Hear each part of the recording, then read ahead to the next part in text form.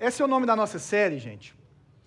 E nós estamos falando sobre fé extraordinária.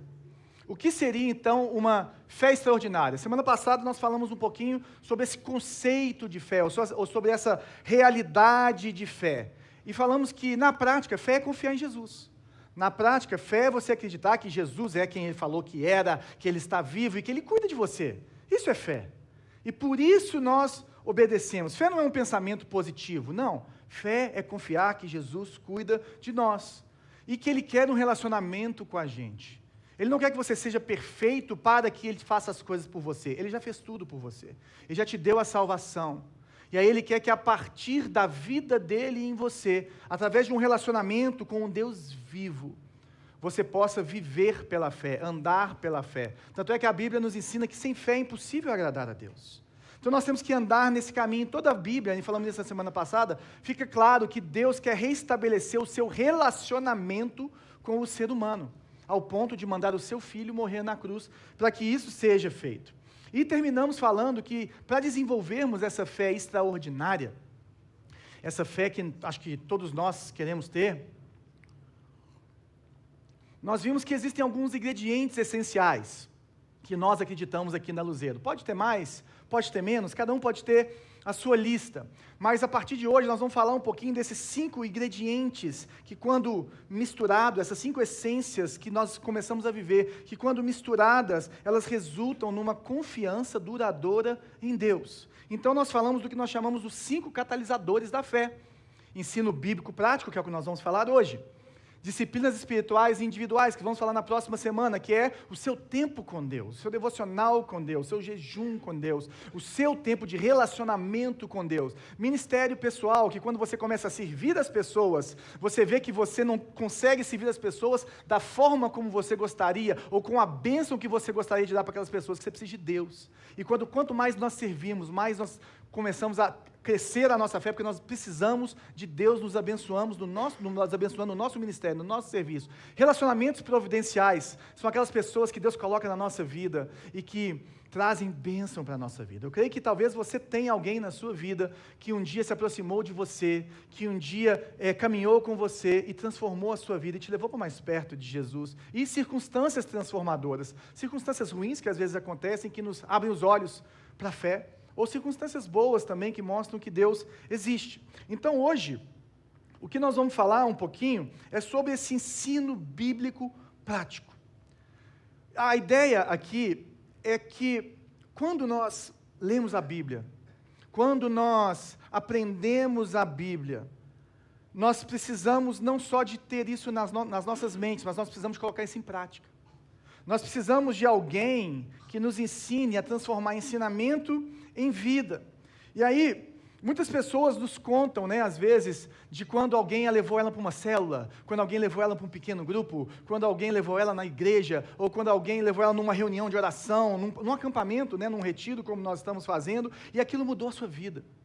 E aquilo transformou a sua vida porque houve uma pregação do Evangelho, uma pregação da palavra, que se tornou algo prático na vida dessa pessoa. Não trouxe só conhecimento, mas ela trouxe prática, trouxe vida, trouxe transformação.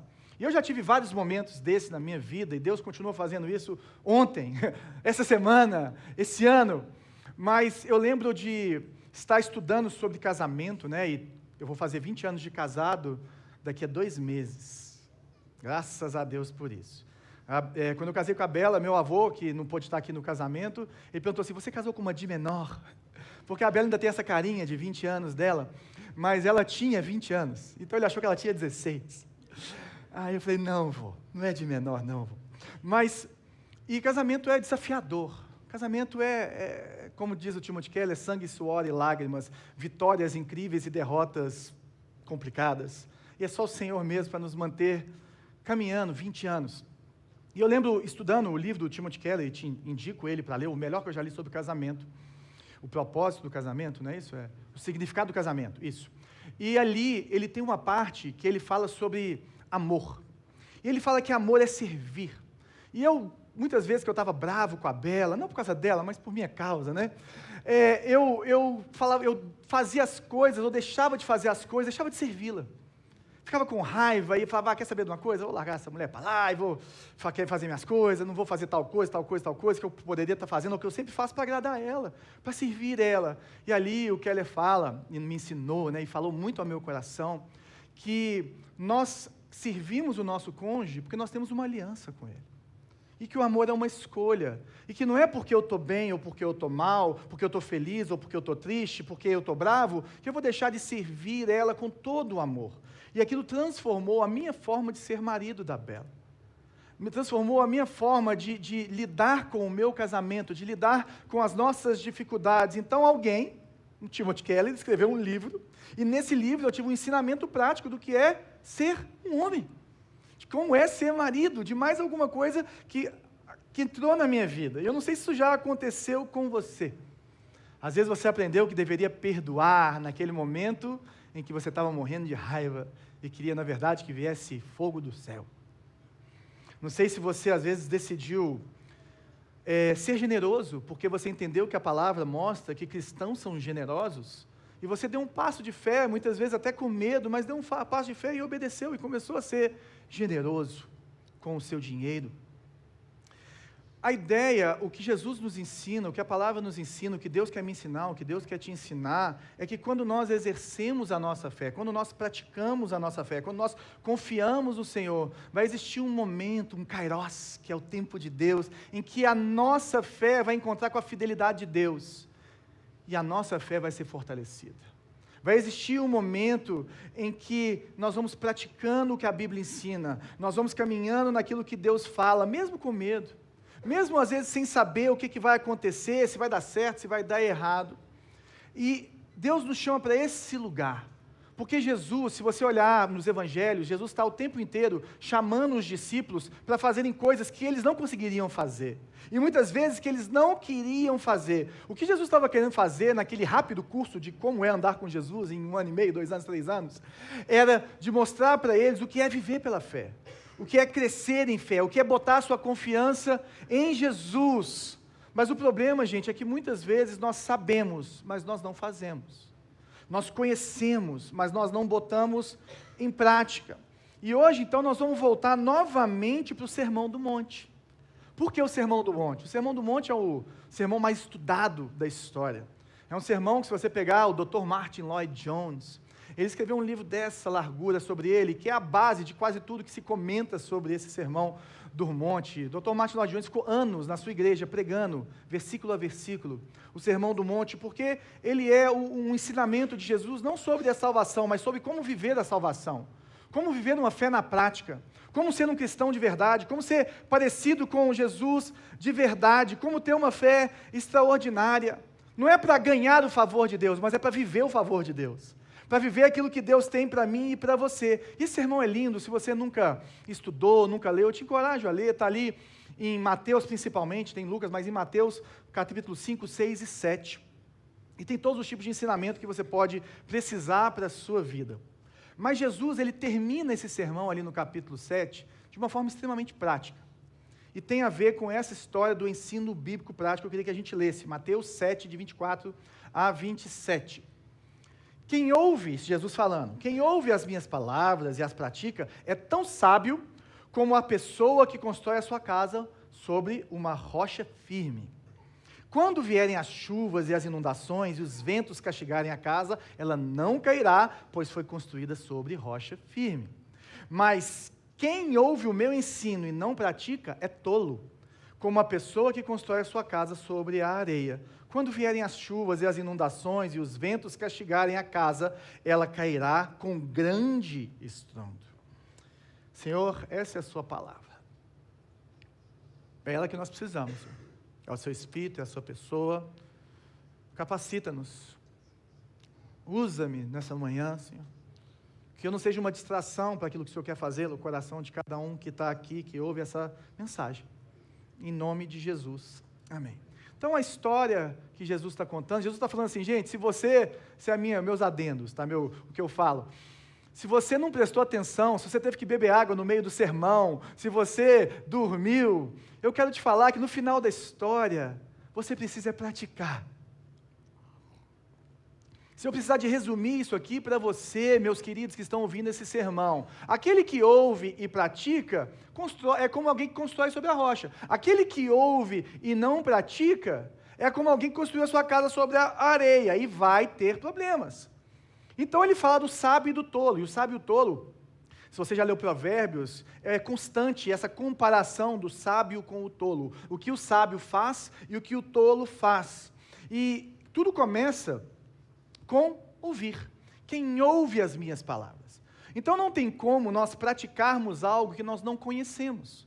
Não tem como você servir a um Deus que você não conhece. Então nós precisamos nos expor a ambientes em que a palavra de Deus é pregada.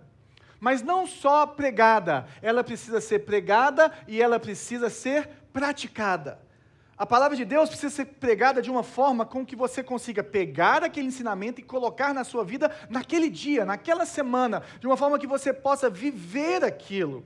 Então Jesus fala, olha, ouvir é importante, conhecer é importante, mas praticar é muito importante. Praticar é essencial. E existe essa situação na igreja evangélica, que é uma verdade, que nós somos salvos pela fé e pela fé somente. E é verdade. Você não precisa fazer nada para ser salvo, só se arrepender e se entregar a Jesus. Mas para você viver a sua fé, você precisa de seguir a Jesus. Jesus, e acho que a palavra crer perdeu o seu sentido ao longo do tempo, ou nós não estamos sabendo explicar ela da melhor forma, porque crer não é só saber. O que Jesus nos chama é para sermos seguidores dele. Se você olhar Jesus chamando os discípulos, ele fala assim, Mateus, me segue.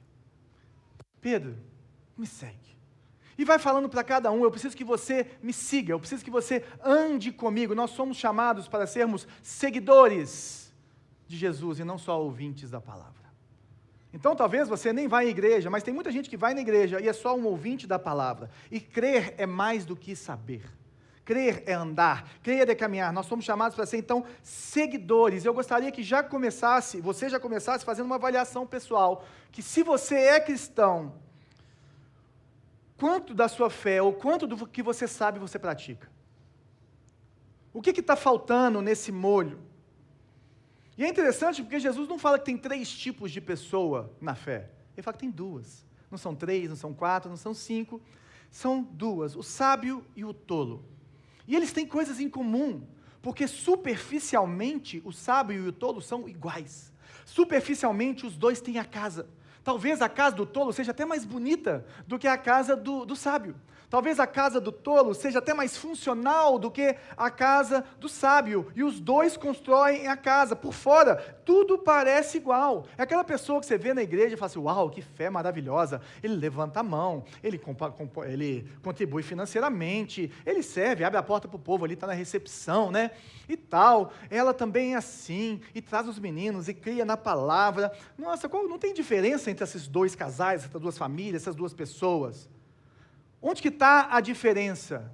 Onde que pode existir a diferença? Qual que é a diferença do sábio e do tolo? É o fundamento. É aquilo que ninguém vê. É aquilo que só quando os ventos soprarem, só quando os dias difíceis vierem, eles vão reagir de forma diferente. A situação vai começar a aparecer de uma forma diferente. O tolo, quem ouve o meu ensino e não o pratica, é tão tolo como a pessoa que constrói sua casa sobre a areia. Quando vierem as chuvas e as inundações, os ventos castigarem a casa, ela cairá com grande estrondo. Gente, o tolo, o sábio, é aquele que sabe que a vida é conectada. Ele sabe que o que eu faço hoje vai repercutir no meu amanhã, que eu construo a minha vida, que eu não saio fazendo as coisas aleatoriamente, porque eu planto o que eu colho. O sábio é aquele que junta 2 mais 2 e sabe que tem que dar 4 no final. Então eu sei que hoje eu estou construindo o meu dia de amanhã. O tolo não. O tolo acha que a vida é desconectada. O tolo acha que só porque está fazendo sol hoje, vai fazer sol para o resto da vida. Só porque está tudo bem hoje, vai estar tudo bem. Ele é sábio aos próprios olhos, mas ele é cego para a realidade, para a vida. Porque quando Jesus fala, quando vierem as chuvas, ele não está falando se vierem. Pode ser que venha. Quem sabe um dia vai ter um dia ruim na sua vida. Ele está falando assim, quando? Quando quer dizer que a chuva vem sobre os ímpios e sobre aqueles que são do Senhor. está falando que enquanto Jesus não voltar, enquanto o reino de Deus não vier de uma forma plena, nós vamos ter dias difíceis, sim, nós vamos ter dias de choro, dias complicados, e eles vêm, e o sábio sabe que eles vêm. O sábio sabe que isso acontece, e a casa fica firme porque o sábio edificou a sua fé sobre um fundamento sólido, sobre a rocha da nossa salvação, sobre Jesus Cristo. O que Jesus está falando para mim e para você é que nós temos que construir a nossa casa sobre a rocha, e existe essa realidade que desde o Antigo Testamento já falava que o nosso Deus é uma rocha, mas Jesus, ele é a rocha da nossa salvação. Mas o que seria construir na rocha? Porque falar para a gente hoje, construir na rocha, e aqui tem vários engenheiros que eu conheço, todo mundo pensa assim, não é tão bom. Porque hoje em dia, o fundamento das casas, nós fazemos de outra forma, por exemplo, com concreto. Então você faz lá a sapata de concreto e deixa a casa bem firme. Mas naquela época não era assim. Hoje em dia, se você compra um terreno pedregoso, eu fiquei treinando essa palavra com a Bela ontem, pedregoso, acertei, que eu fui contar para ela e errei várias vezes. Aí, se você constrói, você vai usar muito dinamite, vai usar um monte de coisa para explodir, porque você não quer aquele tanto de pedra ali no seu terreno para você construir em cima dele. Mas naquela época era diferente, era o lugar mais seguro, era construir num lugar que tivesse pedra, que tivesse rocha. Só que construir sobre a rocha, eles entendiam que ia demorar muito mais, porque você tinha que cavar, era mais trabalhoso, era mais caro, demorava mais tempo. Então quem construía em cima de um terreno, sem achar a rocha, sem achar esse fundamento, para colocar o fundamento da casa, a casa ficava pronta muito mais rápido. Era o fast food gospel. Ela fala, não, já está tudo bem, aceitei Jesus e tal, li o João, e vamos embora, minha fé está ótima, eu não preciso de mais nada. Mas o sábio, ele sabe que não é assim. O sábio, ele cava, e cava, e cava, e cava, e cava, até encontrar a rocha. Até falar assim, aqui a minha casa vai ficar firme. Ele vai naquele lugar que ninguém está vendo. Ele procura uma fundação sólida. Sabe por quê? Porque ele sabe que os ventos vão bater. Uma certeza que, para quem é casado como eu, que tem 20 anos, e muitos aqui muito mais tempo do que eu, é que dias difíceis virão no casamento. Uma certeza para quem está noivo é que no seu casamento vão vir dias maravilhosos, dias difíceis, e que nós precisamos da rocha da nossa salvação para manter de pé aquilo que o Senhor abençoou, aquilo que Deus colocou das nossas vidas. Só que isso demanda esforço, gente. E mais esforço do que só montar uma casinha em cima da areia. O que Jesus está falando para mim e para você é que se nós queremos ter uma fé extraordinária, nós precisamos cavar mais. Nós precisamos de nos expor mais. Nós precisamos de ler mais a Bíblia, de dedicar mais tempo para o Senhor, de dedicar tempo para a comunhão entre as pessoas que são de Deus, de orar, de servir, mesmo quando ninguém está vendo.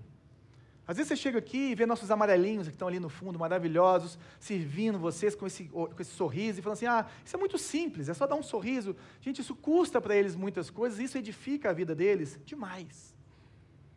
A fé deles, de ver cada um de vocês visitando, voltando, dando um próximo passo de fé, e aí fala assim, eu recebi essa pessoa no primeiro dia que ela esteve aqui na igreja. E aí ouve falar, como nós, graças a Deus, temos muitos testemunhos, de que a nossa igreja é muito acolhedora, de que a nossa igreja, as pessoas se sentem à vontade quando vêm aqui.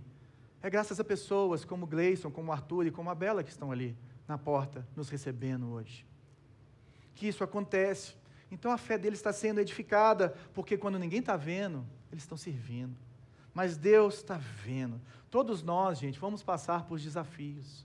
Sejam desafios financeiros, sejam desafios emocionais, que nós temos muito hoje em dia, sejam desafios como tentações, doenças, e também desafios espirituais, porque saiba que o diabo, ele vem para matar, roubar e destruir, e para destruir a nossa fé. Ele se levanta contra aqueles que são do Senhor, contra aqueles que estão fazendo a diferença. Então nós temos guerras espirituais também, ou seja, nós precisamos de fundamento.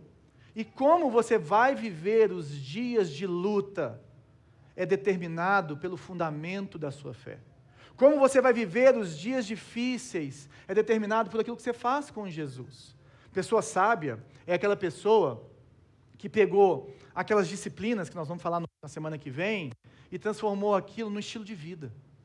transformou aquilo no fundamento da sua vida. Ele não vai no culto uma vez ou outra, né? A nossa igreja tem ceia todo domingo, mas há outras igrejas que têm ceia uma vez por mês. Tem gente que vai no dia de ceia para ceiar, e vai lá e dá o dízimo e a oferta, e toma ceia, e está resolvido para a vida.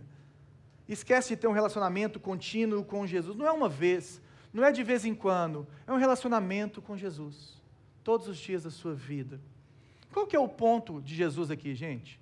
É que a escolha mais sábia que você pode fazer na sua vida, a escolha mais sábia que eu posso fazer na minha vida, a melhor escolha para o meu futuro, para o seu futuro, para o futuro do Luca que nós apresentamos hoje, é fundamentarmos ou construirmos as nossas vidas sobre os fundamentos do que Jesus nos ensina, sobre a pessoa de Jesus, que é um Deus vivo e presente. Não é só acreditar que Jesus é Deus.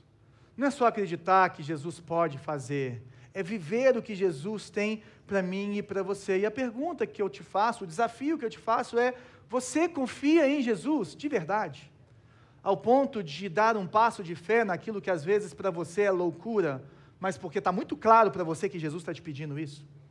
Está muito claro para você que é isso que as Escrituras nos ensinam? Você está disposto a viver o que Jesus te chamou para viver, antes de saber o resultado final do que é isso? Onde vai dar? Estamos aqui, pastora Ângela, décadas de ministério. Ela rodou mais de 40 países pregando evangelho, sei lá quantos, sei que é mais de 40 com certeza, né, pastora? Se você souber da vida dela, dos passos de fé que ela já deu, e de como a fé dela foi edificada ao longo dessa história, talvez seja uma das histórias que você precisa de ouvir, para você entender que eu também preciso caminhar um pouquinho mais com Jesus. Porque eu tenho certeza que quando ela e o Paulo, marido dela, que está com o Senhor agora, deram os seus primeiros passos de fé e foram dando ao longo de toda a vida, o que está acontecendo hoje, a maioria eles não achavam que era esse o caminho, que era assim que Jesus ia fazer, ou era aqui que Jesus ia trazê-los. Mas Jesus trouxe eles e os levou para onde Ele queria, e eles estão satisfeitos com isso. Nós precisamos de confiar em Jesus e de dar os passos de fé, sabendo que o resultado quem determina é o Senhor. Porque a vontade do Senhor é boa, perfeita e agradável. E é engraçado, ou é interessante, ou é maravilhoso, porque o irmão de Jesus, Tiago, como eu sempre falo, líder da igreja em Jerusalém, naquela época, ele creu depois que Jesus ressuscitou, ele teve dificuldade de crer, e como todos nós já tivemos dificuldade de acreditar que Jesus é Deus, de confiar nele, de entregarmos a nossa vida para ele, de darmos passos de fé. Isso é normal, gente. Mas esse é o nosso caminho. Tiago escreve uma epístola, que nós falamos que é como se fossem os provérbios do Novo Testamento. E no capítulo 1, ele fala exatamente isso que Jesus está falando. Olha só. Meus irmãos, considerem por motivo de grande alegria sempre que passarem por qualquer tipo de provação. Fala assim, gente, fica feliz que você está sendo tentado, fica feliz que você está passando dificuldade, fica feliz porque os desafios estão indo na sua vida. Como assim? Pois sabem que quando a sua fé é provada, a perseverança tem a oportunidade de crescer. E é necessário que ela cresça, pois quando estiver plenamente desenvolvida, vocês serão maduros e completos, sem que nada lhes falte. Ele não está prometendo riquezas, ele está prometendo Jesus em sua plenitude na minha vida e na sua vida. O que ele está falando para mim e para você, que na semana passada eu falei, gente, não é a obediência que nos leva, é a fé, mas a fé verdadeira obedece. No final da história, a fé verdadeira, quando você confia em Jesus, porque se você confia em Jesus, você vai obedecer pela motivação certa, e é esse o ponto que eu trouxe na semana passada. Quando você confia em Jesus, você obedece, porque no final da história é a obediência, é o que Tiago fala, a perseverança, que faz a diferença na minha fé e na sua fé. É praticar a palavra, é viver aquilo que nós cremos. Eu vou ouvir, eu vou concordar, eu vou falar amém, pastor, mas se eu não colocar em prática, porque é muito arriscado, o que eu vou fazer? Nós obedecemos porque Jesus é. E é interessante que Tiago, ele nos mostra isso, né? E o ponto dele é que acreditar é enganoso, apenas acreditar é enganoso. É um sofisma. Apenas falar que você crê em Jesus, que você acredita que Jesus é Deus mesmo, que não tem outro caminho para Deus a não ser Jesus, isso é muito verdade, mas você não viver o que Jesus tem para você viver, você está se enganando. Você está vivendo uma vida de engano, porque Deus não fez isso para que você vivesse dessa forma, tem muito mais para mim e para você. E por isso que no final desse capítulo, Tiago vai falar isso. No verso 22, não se limitem, porém, não se limitem a ouvir a palavra, ponham-na em prática, do contrário, só enganarão a si mesmos. Não se limitem, porque se você não pratica, a sua fé é morta. Se você não vive, a sua fé é morta. Jesus está falando assim, eu entendo que é difícil. Tiago está falando assim, eu sei que é difícil. Acreditar não é o que você precisa, não é só acreditar, você precisa me seguir, você precisa seguir a Jesus, você precisa confiar em Jesus, eu preciso seguir a Jesus, eu preciso praticar o que Jesus me chamou para praticar. Isso é muito legal, porque nós temos muitos visitantes hoje aqui, eu tenho certeza que tem gente aqui que não crê em Jesus, que crê em outros caminhos. E muitas vezes você não acredita muito no cristianismo, ou não bota muita fé em cristãos, porque muitos não fazem isso. Muitos não vivem ou praticam a fé que eles confessam. E aí você fala assim, se for para ser crente, não queria ser assim. Se for para viver a fé evangélica, não é igual tal pessoa que eu vou querer viver. Porque muitas vezes as nossas vidas ficam desconectadas da fé que professamos. E isso queima o filme na linguagem de hoje.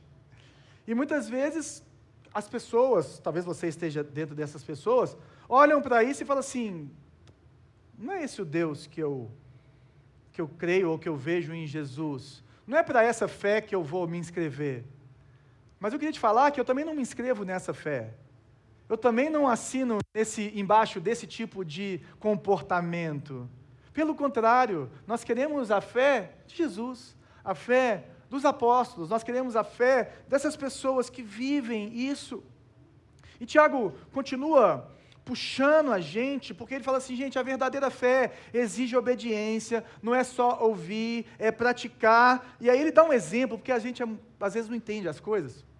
Fala assim, pois se ouvirem a palavra e não a praticarem, serão como alguém que olha no espelho, vê a si mesmo, mas assim que se afasta, esquece como era a sua aparência. O que ele está falando é que da mesma forma que você pode saber tudo sobre dieta, e você aprendeu tudo no Instagram, né, com seus blogueiros preferidos, você sabe tudo pela dieta, mas não pratica e você não vai emagrecer, você não vai ficar forte, você não vai melhorar a sua saúde porque você não fez a dieta. Porque quando você sabe tudo sobre dieta, mas olha no espelho e não praticou a dieta, você vai se ver gordinho do mesmo jeito. Ou quando você sabe tudo sobre malhar, tudo sobre fazer exercícios físicos, né? Igual eu faço jiu-jitsu, pratico jiu-jitsu, mas nas épocas que eu fiquei sem praticar jiu-jitsu, eu sabia jiu-jitsu, mas eu olhava no espelho e não via em mim os efeitos do jiu-jitsu. Porque eu não estava praticando, porque eu não estava tendo essa vida saudável, por isso eu não estava forte, porque o exercício físico me deixa forte. Você olha no espelho e fala assim, sou faixa preta de jiu-jitsu, mas olha a minha vida, olha o meu corpo, eu não pratico jiu-jitsu. Eu não sou assim, é isso que o Tiago está falando, eu esqueço da minha aparência, eu esqueço quem eu sou. Nada vai tirar de mim o meu conhecimento do jiu-jitsu, os meus 15 anos que eu já tenho de faixa preta de jiu-jitsu. Mas eu preciso praticar isso. Eu preciso viver o estilo de vida de um jiu-jiteiro. E você precisa praticar a sua fé, o estilo de vida de um cristão, porque é a mesma coisa de você olhar para você e falar assim, nossa, eu sou crente, Jesus morreu por mim e tal, e vira as costas e vive como quem não conhece Jesus. E sai pela vida, ele está falando que você esqueceu a sua identidade, quem você é. Isso é muito sério. Se, contudo, observarem atentamente, a lei perfeita, que a gente poderia fazer uma pregação só sobre a lei perfeita, que os liberta, perseverarem nela e a puserem em prática, sem esquecer o que ouviram, serão felizes, bem-aventurados, como Jesus fala lá no Sermão do Monte, no que fizerem. É interessante que isso é uma promessa. Uau, que promessa!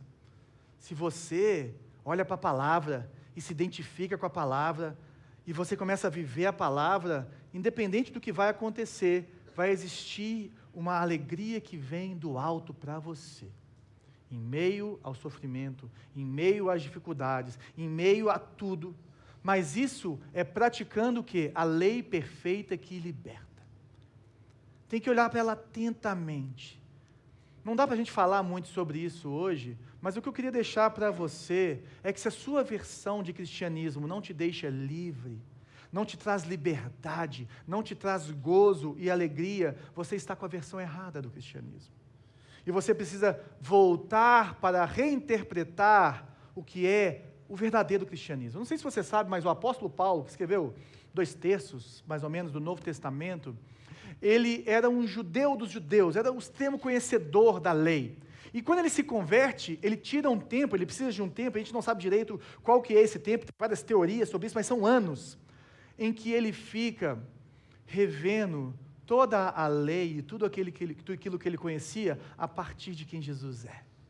E ele começa a ensinar isso. Porque Jesus fala assim, vocês ouviram falar isso, mas eu digo para vocês isso aqui.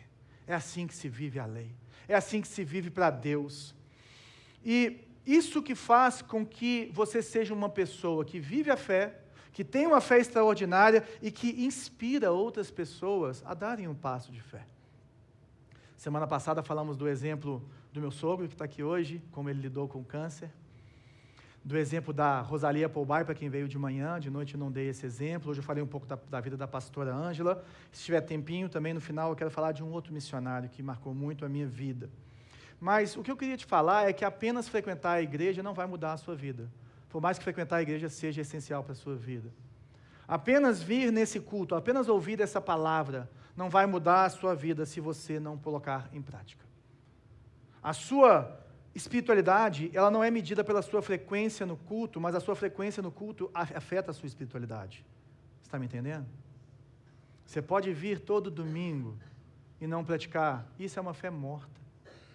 O que Jesus está nos chamando, o que Tiago está nos alertando, é para que estejamos em lugares e com pessoas que nos ensinam a lei perfeita de uma forma prática.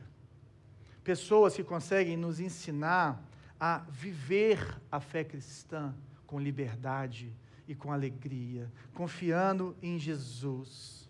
Você fala assim, mas eu sempre criei nisso. Sim, mas eu tenho certeza que na sua vida e na minha vida tem uma partezinha que precisa de crer mais, que precisa de dar esse passo de fé, porque é a prática que fortalece a sua fé, assim como a prática de exercícios físicos fortalece os nossos músculos. E aí, voltando para a mesma coisa que Jesus falou, quando vierem as chuvas, as inundações, os ventos castigarem a casa, ela não cairá, pois foi construída sobre a rocha. Quando vier o dia de prova, o que vai ser exposto, meu querido, não é a casa, é o fundamento da casa. O que vai ser exposto é o que ninguém vê, é a sua fé, aquilo que você construiu com Deus, é a sua intimidade com Deus. Eu não consigo fazer isso pela Isabela, minha esposa, que dorme do meu lado há 20 anos. Eu consigo inspirar ela, eu consigo tentar ajudá-la, equipá-la, mas ela precisa ter o tempo dela com o Senhor. Ela precisa ter o devocional dela, a fé dela, para que não aconteça como acontece com o tolo, que vem os ventos, que vem as inundações, que vem as chuvas, e ela cai com grande estrondo. E eu quero te falar uma percepção que eu tenho, um exemplo de grande estrondo. Sabe o que acontece com pessoas que constroem a sua fé sobre a areia, ou que têm uma fé que não é fundamentada lá no fundo, enraizada lá no fundo com Jesus? Na hora que os dias difíceis vêm, na hora como a pastora Ângela falou hoje, na hora que a filha dela, a Suzy, mãe da Raíssa, falece de um câncer fulminante, deixa as meninas novinhas, 16 anos, 18 anos, 20 anos, e eu conheço elas desde pequenininhas. Doeu muito, e dói muito até hoje, transformou a vida dessa família de uma forma. Se a fé deles, de toda essa família, não estivesse no lugar certo em Jesus, sabe o que eles fariam? Ou sabe o que as pessoas fazem quando a fé cai? Sérgio está aqui também, irmão da Suzy. Elas colocam a culpa em Deus. e se afastam de Deus. Ou colocam a culpa na igreja e se afastam da igreja. Porque a fé não está no lugar certo. Ou elas vão falar que Deus não existe. Porque Deus levou uma pessoa extremamente abençoada, e se você conhecer a história da Suzy, você vai saber o que eu estou falando. Uma das maiores contadoras de história que eu já vi na minha vida. Uma das melhores pregadoras que eu já vi na minha vida. Uma mulher de fé incrível, que transformou a vida do seu marido, o pastor Kaiser. Eles tiveram um ministério lindo. Mas, eu vou dar um exemplo da Suzy. Uma amiga minha, quando a Suzy estava bem mal já, sonhou que a Suzy ia falecer. E ela... gente, quando está tudo difícil, tem gente que fala que você vai viver, tem gente que fala que você vai falecer. Acontece isso. Nós temos várias... É assim, o nosso coração transborda. E essa mulher foi lá na Suzy e falou assim: Suzy, eu vim aqui para te falar que Deus me falou que você vai, que Ele vai te levar. Olha a fé da Suzy. Ela virou para ela e falou assim: se isso vai acontecer mesmo, então vamos orar pelas meninas, porque elas precisam do Senhor. Meu irmão, quantos de nós teríamos essa fé extraordinária? Porque praticar é perdoar quando precisa ser perdoado. É aceitar o golpe quando o golpe vem. É continuar crendo, é ser generoso quando ser generoso confronta tudo aquilo que você sempre imaginou e sempre viu na sua vida. Por isso que a fé prática, ela nos ensina tudo. Nos ensina a ser solteiro, a ser viúvo, nos ensina a ser divorciado, a caminhar depois de um divórcio, que é muito duro, nos ensina a ser casado, nos ensina a lidar com dinheiro, nos ensina a trabalhar, nos ensina a estudar, nos ensina a ser amigo, nos ensina a lidar com as adversidades, nos ensina a andar com Deus e a viver o que Jesus tem para mim e para você. E glória a Deus por todo o ensino prático que eu já recebi, que você já recebeu. Eu lembro das pessoas que me deram os primeiros passos da fé, que me ensinaram a caminhar nos primeiros passos. Uma delas chama Valéria, mãe da Brenda, me deu os cursos de primeiros passos lá na Lagoinha. Tem o pastor Zezinho, que cuidou de mim e da Bela, nas nossas crises de casamento, nas nossas crises de ministério, até hoje cuida. Das pessoas que abriram a Bíblia e me falaram como viver de forma prática, do Mário Júnior, que é lá da Ponte, um grande amigo, que no começo da minha vida cristã, eu chegava e falava: Mário, como que faz isso? Como que faz aquilo? Só que o ensino bíblico prático, gente, ele muitas vezes não é saboroso como um açaí que você toma de tarde, numa tarde de calor. Porque nós olhamos para a Bíblia e quando Jesus pregava, era confrontador. Quando os apóstolos pregavam, eles eram expulsos de onde eles estavam, porque o ensino bíblico prático mexe com a gente. Quantos domingos eu saio daqui, graças a Deus por isso, e falo: Bela, como é que foi? Porque o povo saiu tão cabisbaixo, eu não sei se eu fui mal ou se Jesus foi tudo. Porque o povo saiu tão triste. Ela falou assim: é isso que Deus quis fazer. Eu falei: amém, então que bom que eu não atrapalhei tudo. O ensino bíblico prático, ele nos chacoalha. O ensino bíblico prático, ele nunca vai ser chato, porque ele nos leva a mover, ele cria um reboliço, ele cria conflito cultural dentro da gente, ele conflita a nossa religiosidade, ele nos leva a viver com Deus. Nós ficamos incomodados, gente. E eu queria fechar com uma frase, te desafiar para várias coisas, mas é uma frase do Lane Jones, um homem incrível. Eu tive o prazer de conhecê-lo, de tomar alguns cafezinhos com ele lá em Atlanta, onde eles não estão tendo culto hoje por causa da nevasca. A prática da palavra nos prepara... não nessa não, gente, desculpa. Mas isso aqui é importante. A prática da palavra nos prepara para enfrentar as tempestades com confiança em Deus. Mas o que eu queria te falar é que a verdade não aplicada é como tinta não aplicada. Não serve para nada. Não adianta você ter um monte de galão de tinta no canto da sua casa e não pintar. Radassa vai... Está vindo mais um. O quartinho está lá. Se não pintar, vai vir com o quartinho sem tinta. A verdade não aplicada é como tinta não aplicada, não serve para nada. O valor está na aplicação. O valor da nossa fé, o que gera mudança em mim e em você, é a aplicação da palavra. É o ensino bíblico prático e você fazer alguma coisa com isso. Eu queria que você pensasse alguma tempestade que você passou na sua vida e lembrasse como estava o seu fundamento. Como estava o fundamento da sua fé. Se você fez algo ou reagiu de uma forma que você andou pela fé ou enfiou os pés pelas mãos. Porque no final da história, gente, é a obediência que faz a diferença. E nós precisamos confiar, porque lembrando, quando a nossa obediência, quando a nossa confiança em Jesus se encontra com a fidelidade de Deus, a nossa fé cresce, a nossa vida é transformada. Agora, pense onde você tem se exposto ou se colocado a um ensino bíblico prático. Se você não sabe aonde você pode encontrar, primeiro, são igrejas que realmente abrem a Bíblia, expõem a Bíblia e te desafiam a viver aquilo.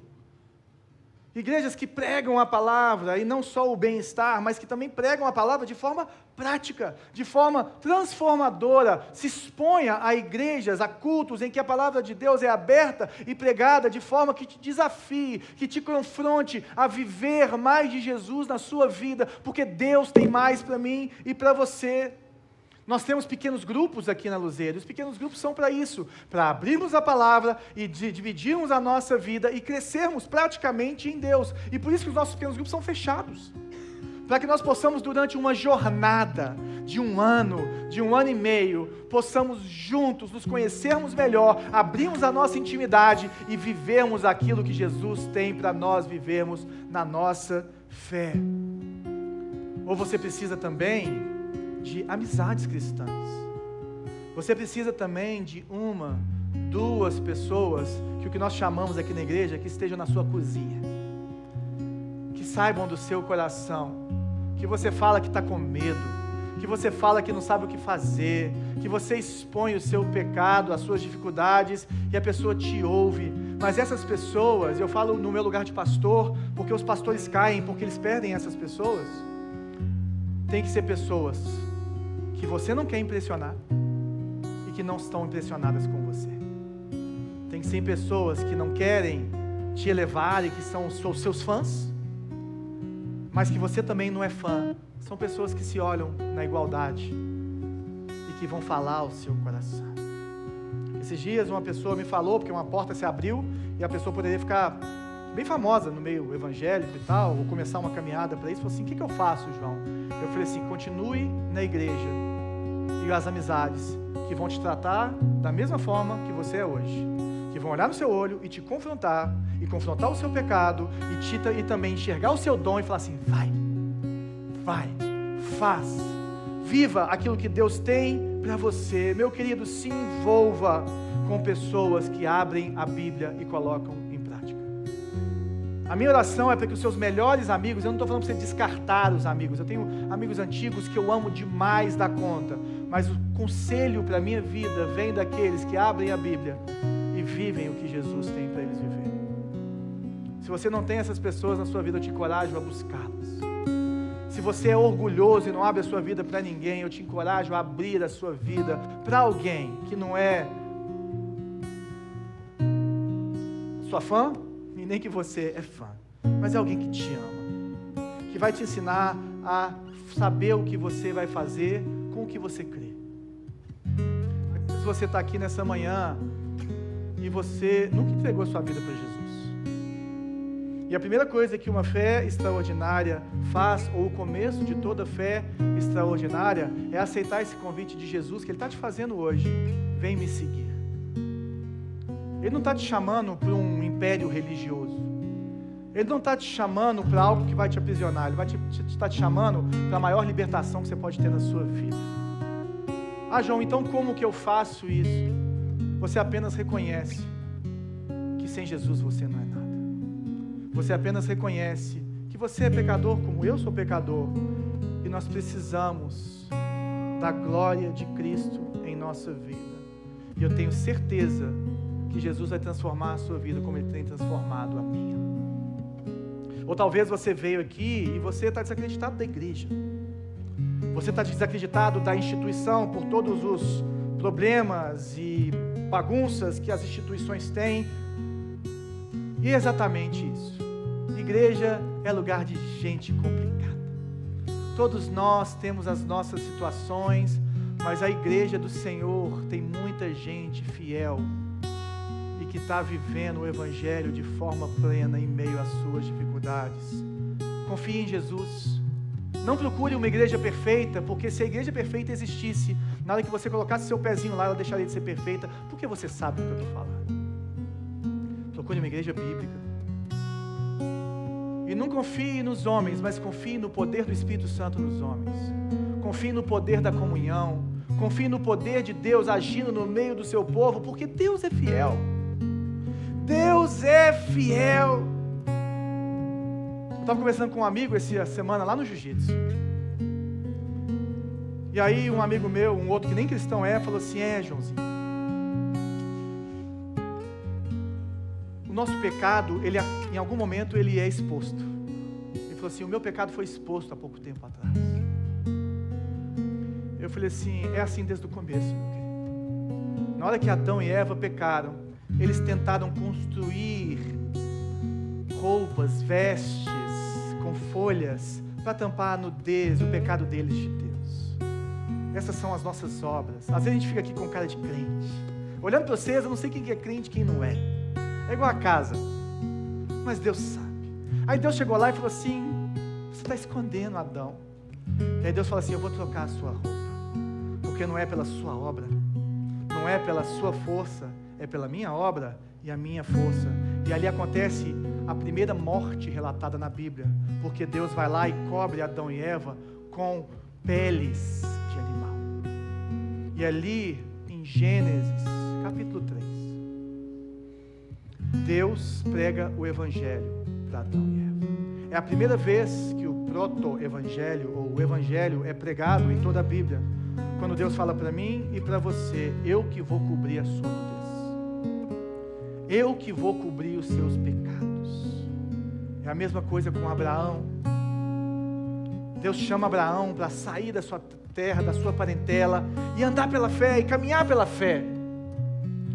E aí, em Gênesis capítulo 15, Deus fala assim: Abraão, chegou a hora, nós vamos fazer um contrato, nós vamos fazer uma aliança. Você vai preparar os animais. E ele prepara os animais. Eu não sei se você sabe, mas naquela época eles abriam os animais, e as duas pessoas que estavam concordando em aliança, elas passavam no meio daqueles animais, como se estivessem falando: que você faça comigo o que nós fizemos com esse animal, se eu não cumprir a minha palavra e a minha aliança com você. E o que Deus faz? Deus coloca Abraão em sono profundo, em trevas profundas, e vem como fogo e passa por cima de todos aqueles animais, queimando tudo. O que aconteceu nessa história, gente? Só uma pessoa assinou o contrato, só uma pessoa fez a aliança, porque Deus estava ensinando para Abraão que ele não era capaz de cumprir a aliança que Deus queria fazer com ele. Então Deus assinou pelos dois. Sabe aquela hora que você assina um contrato por mim e pela Bela? Deus falou assim: Abraão, eu vou assinar por você também, porque você não é capaz de cumprir esse contrato. E ali também o Evangelho foi pregado, porque o que Jesus fez na cruz do Calvário foi se colocar ali diante de Deus e falando assim: não culpe a eles, culpe a mim. Não cobre deles o contrato do pecado, não jogue sobre eles a sua ira, jogue sobre mim o Cordeiro perfeito. Então, quando nós olhamos para a cruz do Calvário, nós precisamos lembrar que o novo e vivo caminho já foi aberto para mim e para você. E que existe um Deus nos chamando a viver a fé na prática, a caminhar sobre a fé. O que você sabe que precisa praticar e que você tem evitado, meu querido? Eu quero te desafiar. Essa semana, Deus estava me incomodando muito de mandar uma oferta para uma pessoa que estava me pedindo. E eu não queria dar, verdade. Aí eu falei com a Bela, isso foi sexta-feira. Falei: Bela, Deus está me... Porque lá em casa tudo que a gente vai fazer a gente conversa, porque nós somos dois, que somos um. Falei: Bela, Deus está me incomodando de dar essa oferta para essas pessoas, para esse casal. Ela falou assim: tá bom, amor, vou dar, pode dar. Aí eu dei a oferta. E assim que eu mandei o comprovante do Pix no WhatsApp da pessoa, a pessoa me liga, me manda uma mensagem chorando, falando assim: João, essa noite Eu entrei no quarto, no banheiro, e eu clamei a Deus, e falando assim, Deus, e foi a primeira vez que eu chorei a Deus, clamando por essa oferta que eu precisava tanto. Falando, Deus, eu preciso. Deus, eu preciso. E quando eu recebi aquele áudio, eu só conseguia lembrar o tanto que o nosso Deus é real, o tanto que o nosso Deus é fiel, e o tanto que o nosso Deus é transformador, e o tanto que a minha fé foi transformada a partir daquela pequena semente para mim, gigante para aquela pessoa. Existe alguma área na sua vida que um pouquinho mais de fé, um pouquinho mais de prática vai fazer uma diferença grande? Eu queria te encorajar a agir nessa semana. Eu queria te encorajar a aplicar o que Jesus tem falado ao seu coração. Se for perdão, perdoa.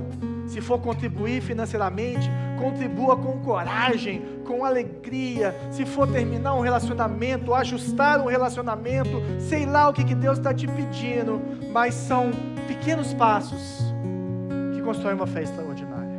São pequenas fés, de glória em glória.